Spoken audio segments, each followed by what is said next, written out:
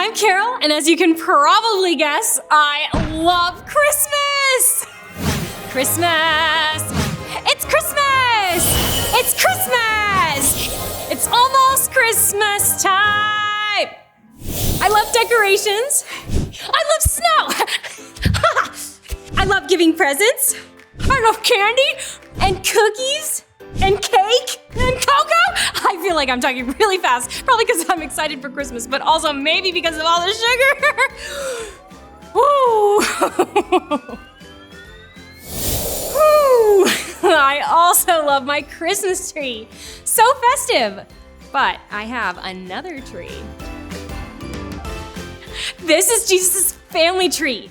Here's what that means. God sent his son Jesus to be born as a human and save us from sin. Jesus' birth is why we celebrate Christmas. This family tree shows Jesus' family members who lived before he was born. All this happened because long ago, after the first humans disobeyed God and hurt their relationship with him, God promised a man named Abraham that the whole world would be blessed through his family. This ornament represents Abraham and his wife Sarah. There were tons of great people in the family through the years, like a woman named Ruth. She was very faithful to God. Her grandson was a man named Jesse, and his son, David, would become the greatest king of Israel. Years later, things looked bad for the family, but a prophet named Isaiah shared a message from God about a promised child who would change everything.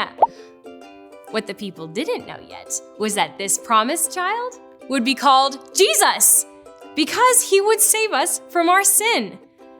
Isaiah's message from God was that the promised one would be a descendant of King David, who was related to Abraham. All that happened in the Old Testament of the Bible. But guess how the New Testament starts? With a genealogy of Jesus. A genealogy is a lot like a family tree. It's a list of people and their relatives. The genealogy shows us that Jesus is the one God's family had been waiting for. Here's how it happened. Hundreds of years after King David, a man named Joseph was born. He was a part of King David's family tree. He wanted to marry a woman named Mary, who was expecting a baby. Joseph didn't know that the baby was Jesus, so he was thinking of calling off the marriage. But an angel of the Lord came to him in a dream and told him not to be afraid to marry Mary. The angel said, "The baby inside her is from the Holy Spirit." And then the angel told him that the baby was a boy and that Joseph should name him Jesus because he would save his people from their sins. Jesus means God saves. What an awesome gift from God. Wait, did I mention I love giving gifts? Oh, and getting gifts and making gifts sorry, back to Joseph. Joseph followed the angel's instructions and married Mary. And when the baby was born, he named him Jesus, just like he was told. Wow, God's plan was so big. He used a special family to make it happen. The family started with Abraham and his wife Sarah more than 1,500 years before Jesus was even born.